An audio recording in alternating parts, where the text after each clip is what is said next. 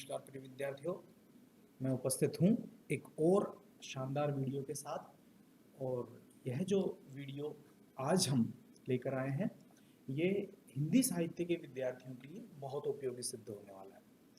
क्योंकि जब हम हिंदी साहित्य का अध्ययन करते हैं तो हमें हिंदी साहित्य का इतिहास जानना बहुत ज़रूरी होता है। और हिंदी साहित्य के इतिहास को जानने के लिए हम विभिन्न लेखकों के, विभिन्न आलोचकों द्वारा जो इतिहास ग्रंथ लिखे गए हैं हिंदी साहित्य के विषय में, उनका अध्ययन करना आवश्यक होता है। तो हिंदी साहित्य के इतिहास का अध्ययन करने के लिए हमें एक किस्म को, एक मेथड को फॉलो करना पड़ता है और हमें देखना पड़ता है कि यह जो हिंदी साहित्य का ग्रंथ है यह किस पद्धति से लिखा गया है। क्योंकि हिंदी साहित्य के इतिहास के बारे में बहुत ज़्यादा काम नहीं हुआ है। तो सबसे पहले आज इस क्लास में हम हिंदी साहित्य को, या ये कहें कि इतिहास को किस ढंग से लिखा गया है, उसके मेथड्स क्या क्या हैं, क्या पद्धतियां काम में ली गई हैं, उनके बारे में हम आज चर्चा करने जा रहे हैं। प्रिय विद्यार्थियों, ये आपको पता है कि अगर हमें साहित्य का सांगोपांग अध्ययन करना है, हमें उसका विस्तृत अध्ययन करना है, चिंतन करना है, समझना है, साहित्य के विषय में एक दृष्टिकोण विकसित करना है, तो हमें उस भाषा के साहित्य का इतिहास जानना बहुत ज़्यादा आवश्यक है। और हिंदी का इतिहास जो है वो भी उससे अछूता नहीं है। ये हम जानते हैं कि मोटे तौर पर हिंदी साहित्य का जो इतिहास आरंभ हुआ वो 1000 ईस्वी से आरंभ होता है और आज 2021 तक हम आ पहुंचे हैं, 2020 तक आ पहुंचे हैं, सॉरी, हम वर्तमान में 2020 में हैं। तो हिंदी का जो मोटा मोटा साहित्य है वह 1000 ईस्वी से शुरू होता है, जहां पर हिंदी साहित्य की भाषा के रूप में प्रयोग की जाने लगी। और 1000 ईस्वी से आज तक 2020 तक हिंदी साहित्य जो है वो विभिन्न पड़ावों से गुजरकर आज अपनी स्थिति तक आ पहुंचा है। तो इन लगभग 1000 का जो इतिहास है, 1000 सालों का जो साहित्य है, वो इतिहास के रूप में विकसित किया गया है। और हमें साहित्य को, हिंदी साहित्य को पूरा का पूरा जानना है। तो इन 1000 साहित्य में हिंदी साहित्य की जो विकास यात्रा है वह किस प्रकार आरंभ हुई और उसे किन किन पड़ावों से गुजरते हुए वर्तमान स्थिति तक जब हम आए हैं, तो उसके क्या क्या बीच बीच में पड़ाव आए, क्या उसमें दिक्कत आई, कौन कौन से साहित्य लिखे गए, कौन कौन सी विचारधारा प्रकट हुई, इन सब बातों का अध्ययन हमें साहित्य के इतिहास ग्रंथ में मिल जाता है।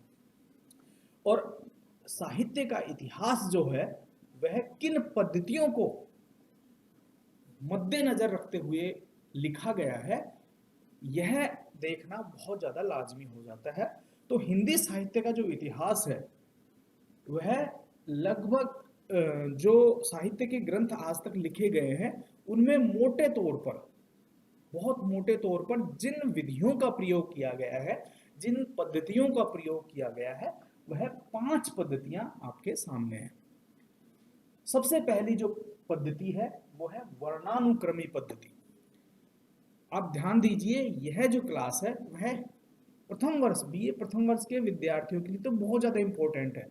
क्योंकि उन्हें जब वो हिंदी साहित्य को लेकर पहली बार बीए प्रथम वर्ष में प्रविष्ट हुए हैं, या वे विद्यार्थी जो और दूसरी अध्ययन की शाखाओं से आए हैं, फैकल्टीज से आए हैं, जैसे साइंस के विद्यार्थी साइंस को छोड़कर आर्ट्स में आते हैं, कॉमर्स के विद्यार्थी आए हैं, तो उनको हिंदी साहित्य के विषय में ज्ञान के लिए और हिंदी की जानकारी के लिए, मूलभूत जानकारी के लिए साहित्य का इतिहास पढ़ना बहुत आवश्यक है।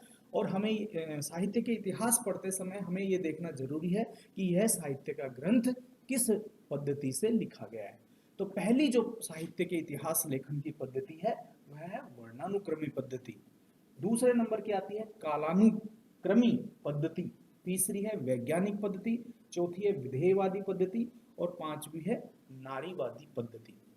हालांकि इसके अलावा भी एक दो पद्धतियां और हैं जिनके ऊपर आज तक साहित्य का इतिहास, हालांकि पद्धतियां हैं लेकिन उनको आधार बनाकर साहित्य का इतिहास ग्रंथ कोई अब तक सामने नहीं आया। ये 5 पद्धतियां हैं जिनके आधार पर अब तक के साहित्य ग्रंथ लिखे गए हैं, इसलिए हम इन 5 पद्धतियों के बारे में चर्चा करना यहाँ पर मुनासिब समझते हैं। तो सबसे पहले बात करेंगे हम वर्णानुक्रमी पद्धति। यह इस पद्धति को वर्णमाला पद्धति भी कहा जाता है, या इसे इंग्लिश में अल्फाबेटिकली ऑर्डर मेथड्स भी कहते हैं। अर्थात इस पद्धति में जो साहित्य ग्रंथ लिखा जाता है उसमें जिन कवियों को या जिन साहित्यकारों को स्थान मिला है उन्हें उनका संकलन करने का जो आधार होता है वह उनके नाम का अक्षर होता है। अर्थात कवियों के नामों को आधार बनाकर नामों की वर्णमाला को, अल्फाबेटिक जो ऑर्डर है उसको आधार बनाकर कवियों को स्थान दिया जाता है। उदाहरण के लिए कबीर, एक कवि है कण्हपा, एक कवि है कबीर, एक कवि है केशव और एक कवि है कुंवर नारायण। तो ये सभी के सभी इनका नाम जो है वो कै वर्ण से शुरू हो रहा है, लेकिन ये सब के सब कवि अलग अलग पड़ावों के कवि हैं।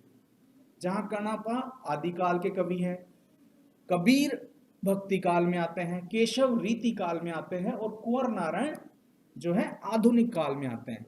लेकिन जब इस पद्धति से, इस वर्णानुक्रमी पद्धति से साहित्य का इतिहास लिखा जाएगा तो इन चारों को, चाहे वो कण्हपा हो, चाहे वो कबीर हो, चाहे वो केशव हो और चाहे वो कुंवर नारायण हो, इनको एक जगह पर स्थान दिया जाएगा।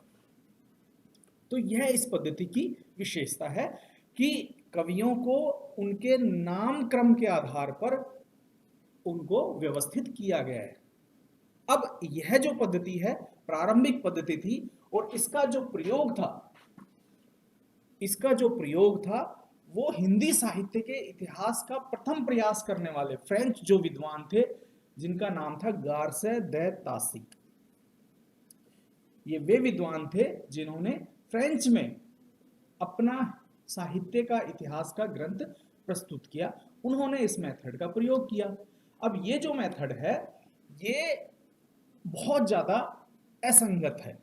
साहित्य का इतिहास लेखन की सबसे खराब पद्धति या सबसे दोषपूर्ण पद्धति है मानी गई है, क्योंकि यह पूर्णतः अवैज्ञानिक है और दोषपूर्ण है। दोषपूर्ण इसलिए क्योंकि इसमें अलग अलग पड़ावों के कवियों का अगर एक ही प्रकार का नाम है तो उनको एक जगह पर इकट्ठा कर दिया गया है। तो इतिहास तो वास्तव में क्या होता है, घटनाओं का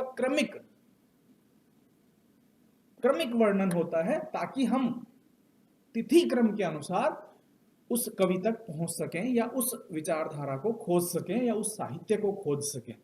तो उस उद्देश्य से यह जो पद्धति है यह बिल्कुल बेकार सिद्ध होती है। हालांकि ये प्रथम प्रयास था इसलिए बहुत ज्यादा इस पे अपेक्षा करना भी उचित नहीं है। तो ये जो पद्धति है यह है वर्णानुक्रमी पद्धति, क्योंकि यह जो पद्धति है यह कवियों को उनके नाम के आधार पर एक जगह व्यवस्थित करती है, अल्फाबेटिकली ऑर्डर के अनुसार उसको ऑर्गेनाइज करती है। चूंकि ये प्रथम प्रयास था इसके लिए, और इसमें खामियां क्या क्या हैं, क्योंकि अवैज्ञानिक है, दोषपूर्ण है, बहुत सारे विवादों को जन्म देने वाली है। इस पद्धति का जो प्रथम प्रयोग किया था वह गार्स द तासी नामक फ्रेंच विद्वान ने अपने इतिहास ग्रंथ इस्तवार द लिटरेचर हिंदुस्तानी नामक ग्रंथ में किया था। बाद में आलोचकों ने इस पद्धति को खारिज कर दिया और इसमें लिखे गए इतिहास ग्रंथ को केवल साहित्य कोश कहा जाने लगा, क्योंकि इसने साहित्यकारों को उनके नाम के अनुसार एक जगह व्यवस्थित कर दिया था।